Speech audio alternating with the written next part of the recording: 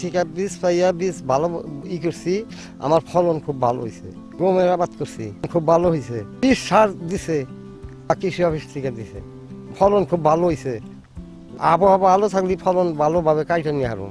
তেমন খরচ না, গম বীজ বোনার পরে নিড়ানি দিতে হয়, ও পানি দিতে হয়, দুবার সেচ দিতে হয়, আর এবং ওর পরিচর্যা করতে হয়, এবং বিষ কীটনাশক সব ব্যবহার করতে হয়। শিয়া বাটার ও ভিটামিন ই সমৃদ্ধ লিলি বিউটি সোপ, তারুণ্যময় উজ্জ্বল ত্বকের জন্য।